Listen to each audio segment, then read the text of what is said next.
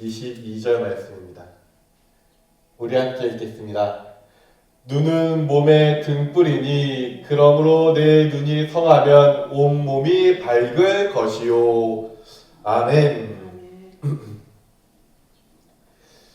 이제 우리가 어떤 거를 바라볼 거냐 하는 내용이 오늘의 핵심인데요. 눈이 우리 몸의 등불이랍니다. 이게 무슨 말일까요? 눈이 등불이래요. 눈은 등불 없어도 잘 보이는데 왜 눈은 우리 몸의 등불이라고 얘기를 할까요?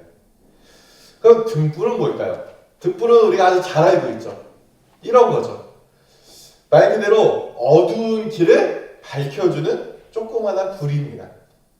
오늘날로 치면 이제 손전등이 있겠지만 옛날에는 그냥 그 기름등에 이렇게 그 의지해서 그 어두운 길을 조심조심 걸어가는 그런 거를 이야기합니다. 기름등이 밝아봤자 얼마나 밝겠습니까? 그러니까 거의 눈앞에, 코앞에 이 정도만 보일 뿐이지 내가 갈 길이 다 보이나요? 안 보입니다. 등불은.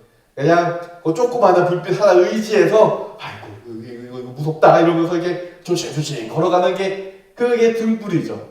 오늘날처럼 오늘날 후레쉬도 막 100m도 보여주고 깜짝 놀랐어요. 제 마이크에서 소리 나는 줄 알았어요. 오늘날 등불처럼 100m도 보여주고 막 1km도 보여주고 요새 등불은 엄청 잘 나옵니다. 요새 손전등은 이거만 해도 엄청난 위력을 자랑하는 애들이 있기 때문에 그렇게 그냥 진짜 보는 사람이 눈이 멀 정도로 밝은 것들이 있지만 그 등불은 손전등입니까? 아니죠. 그거는 기름에 이렇게 불타오르는 그 조그마한 불씨 하나로 이거를 보고 걸으려니 이게 쉽습니까? 안 쉽죠.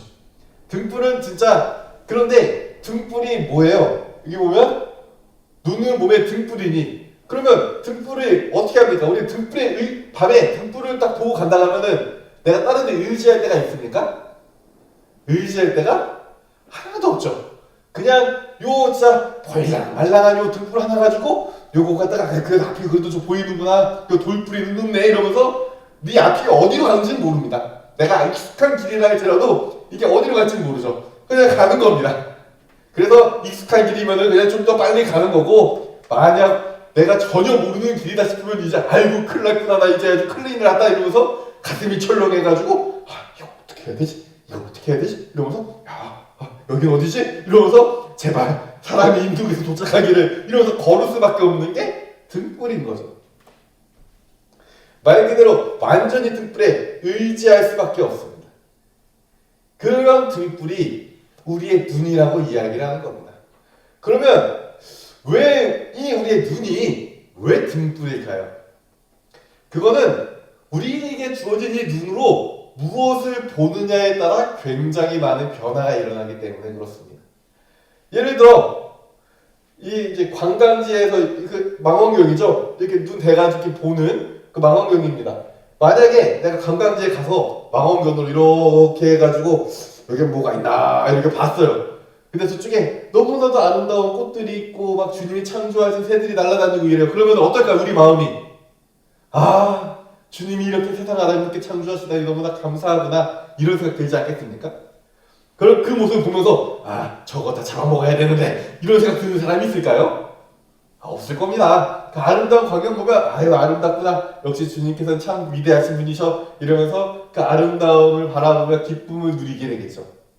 그러면서 어떻게 하겠습니까? 그 아름다움을 바라보면서 주님에 대해 점점 더 가까워지고 주님을 알아가는 놀라운 은혜를 누리게 될 겁니다.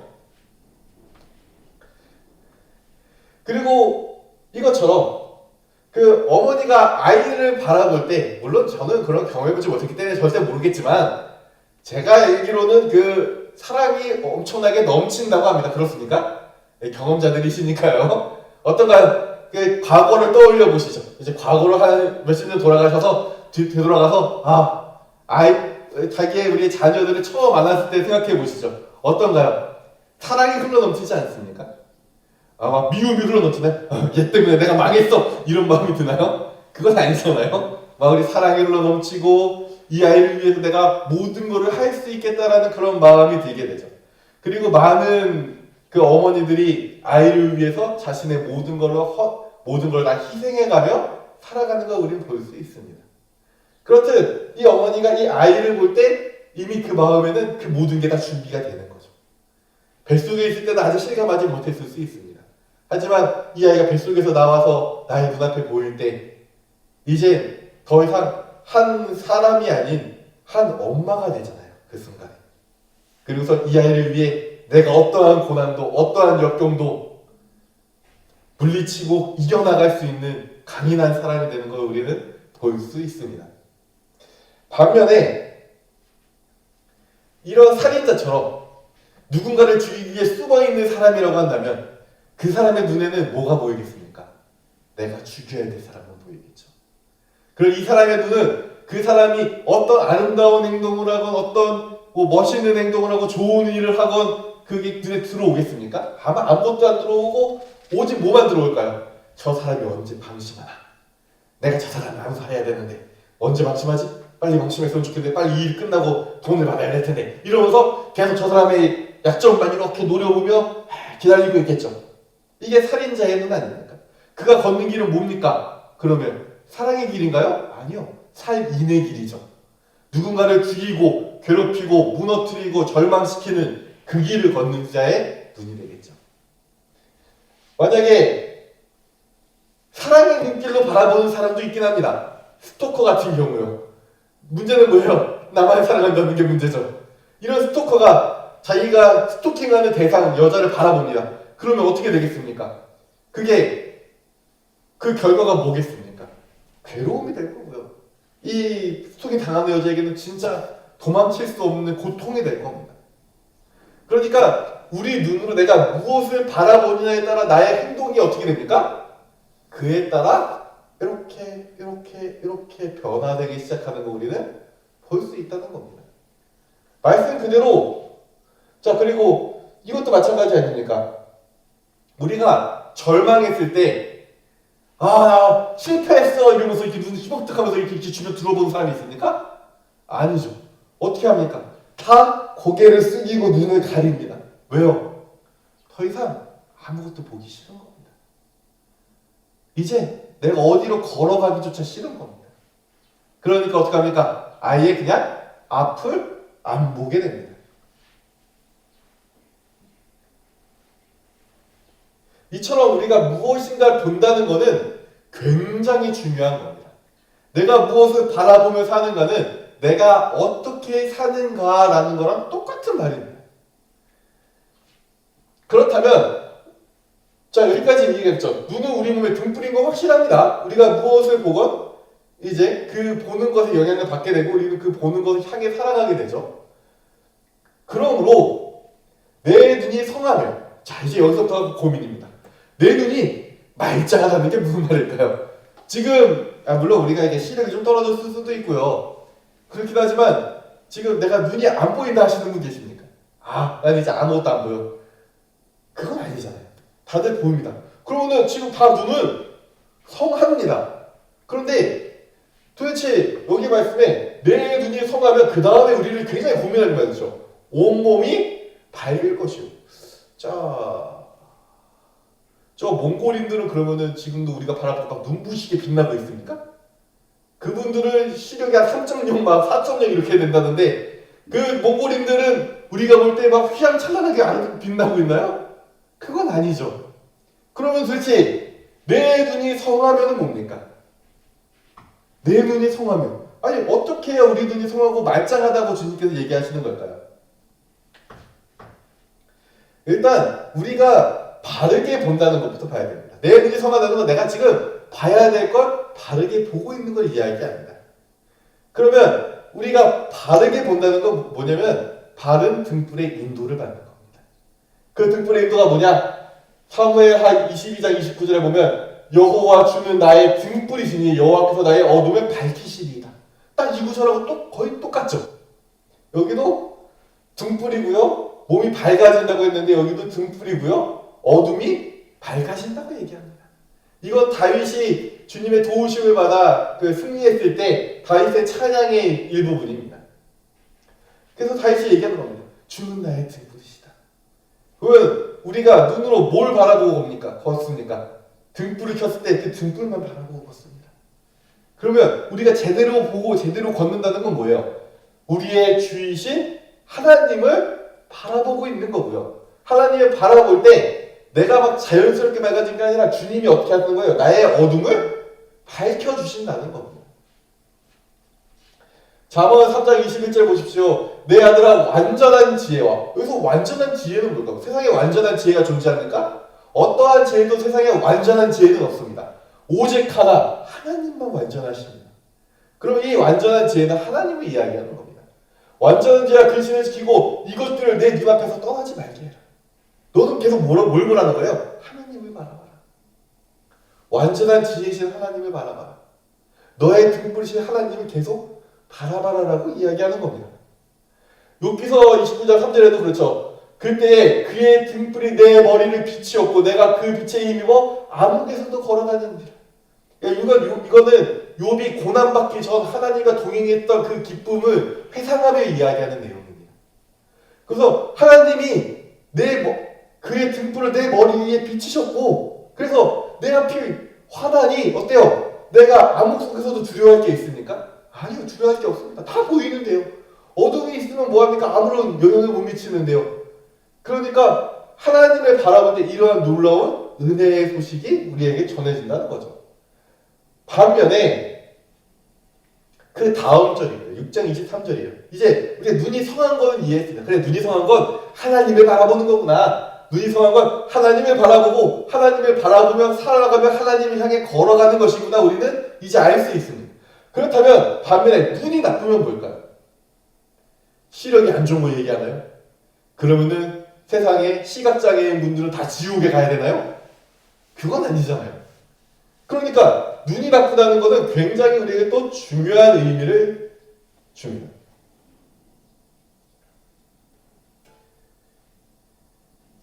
자, 우리가 눈이 나쁘다는 건 뭐냐면 우리가 하나님께 눈을 돌린 걸 얘기하는 겁니다. 하나님에서 세상의 다른 무언가, 하나님에서 다른 어떤 것으로 눈을 돌린 걸 이야기합니다.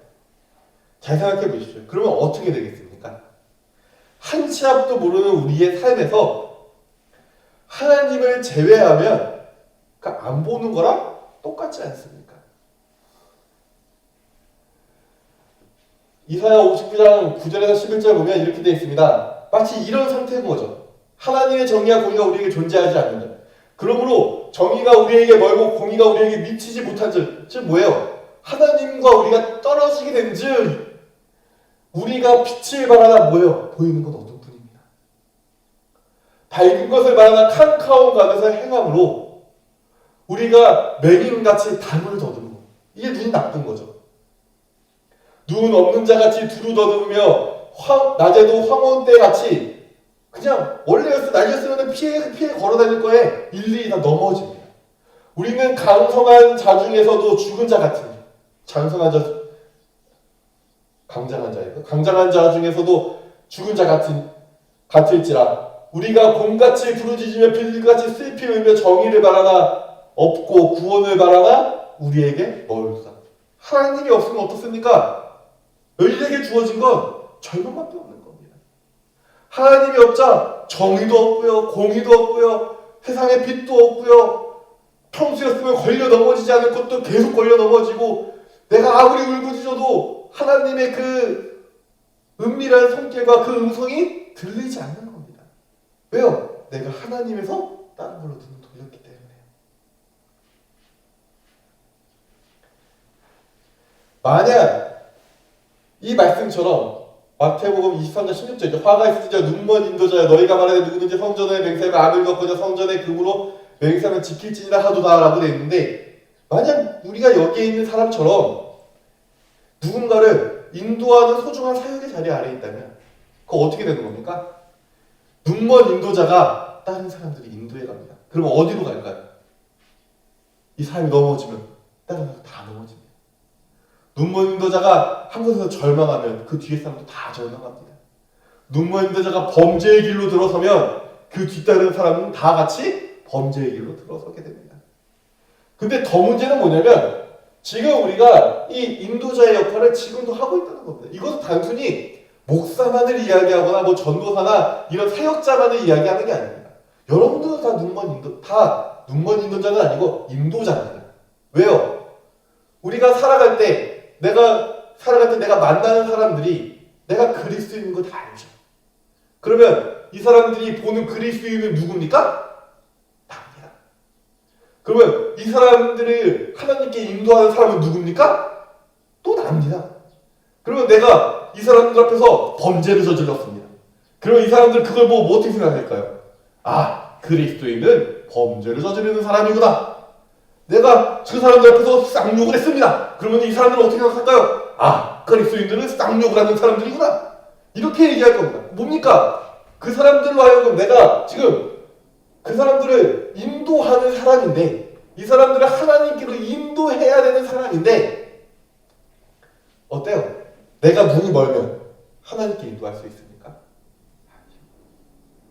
내가 눈이 멀면 이들이 설령 내가 이제 하나님을 믿어야지라고 마음을 먹었다 하더라도 내가 눈먼 인도자라 나의 모습을 보고 이 사람들이 실망하기 시작하면 그들이 하나님을 믿겠습니까? 결코 믿지 않을 겁니다. 그러니까 이건 굉장히 우리에게 중요한 일입니다. 내가 지금 무엇을 보고 무엇을 바라보고 사느냐는 단순히 나 혼자 넘어지는 문제가 아니라 내 주변에 주님을 믿지 않는 모든 사람을 다 껴안고 같이 지옥 구렁텅이로 떨어져 내려가는 겁니다. 이게 진짜 무서운 이야기입니다. 그래서 정말 끔찍한 일이죠. 그리고 하나님께 눈을 뗀다는 것은 악한 눈이 있는 겁니다. 그렇잖아요. 눈이 고장난 거죠. 그건 악한 눈인 겁니다. 이 악한 눈이 있는 자는 뭡니까? 재물 얻기에만 급급하고. 왜 이 사람이 재물 얻는데 급급해질까요? 하나님을 의지할 때는 그가 재물이 없어도 걱정이 없었을 겁니다. 왜요? 하나님이 날 도우시니까요. 하나님이 날 인도하시니까요. 하나님이 날 붙드시니까요. 그런데 그가 그 눈을, 하나님을 바라보던 그 눈을 다른 어떤 무언가로 돌리는 순간 어떻습니까? 누가 나의 미래를 보장해 줍니까? 아니요. 누가 나를 지켜줍니까? 아니요. 그러니까 어떻게 합니까? 돈을 모으기 급급한 겁니다. 왜요? 재물만이 나를 지켜줄 것 같거든요. 재물이 있으면 여기서 내가 도망쳐 나갈 수 있을 것 같거든요. 내가 재물만 있으면 아무리 어려운 상황에서도 그래도 좀 살아갈 수 있을 것 같거든요. 그런데 그 결과가 뭡니까? 빈궁이 자기에게 임할 줄 알지 못하는 일. 그런 굉장히 어리석은 상태가 되는 겁니다.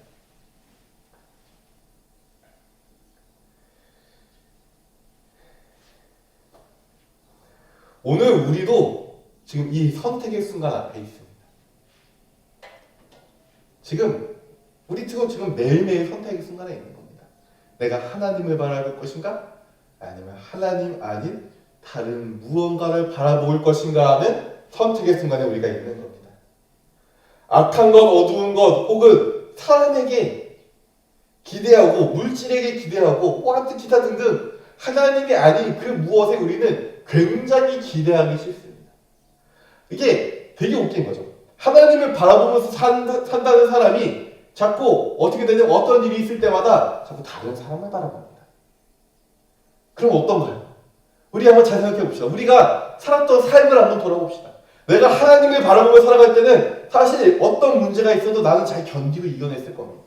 그런데 내가 하나님을 바라보는 눈빛에서 잠시 목사님이 되었건 어떤 사람이 되었건 나의 자녀가 되었건 내가 하나님에서 눈을 떼 다른 무언가에게 의지하는 순간 어떻게 됩니까?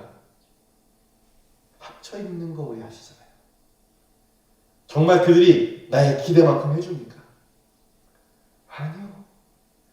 하나님 외에 어느 누구도 나의 기대만큼 해주지 못합니다.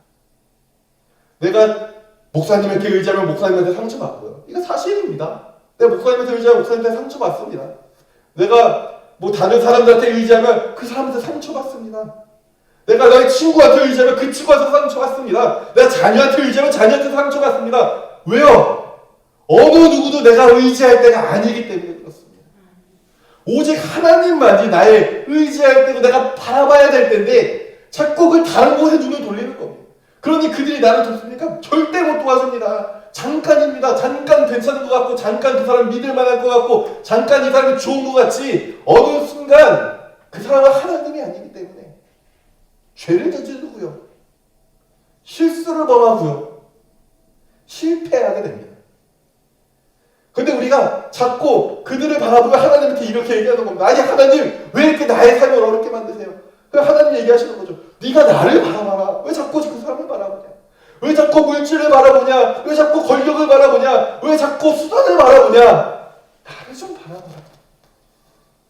이게 오늘 우리에게 주신 하나님의 말씀입니다. 그러니까 우리가 이제 결단을 내려야 됩니다. 나는 무엇을 바라볼 겁니까? 저희 목회자도 바라보면 안 됩니다. 하나님만 바라보셔야 됩니다. 그래야 우리가 상처를 받지 않습니다. 우리가 왜 상처를 받나요? 왜 눈물을 흘리나요? 우리가 진짜 사람들 사이에서 속상해서 눈물 흘릴 때 얼마나 많습니까? 근데 왜 자꾸 사람들을 바라봅니까?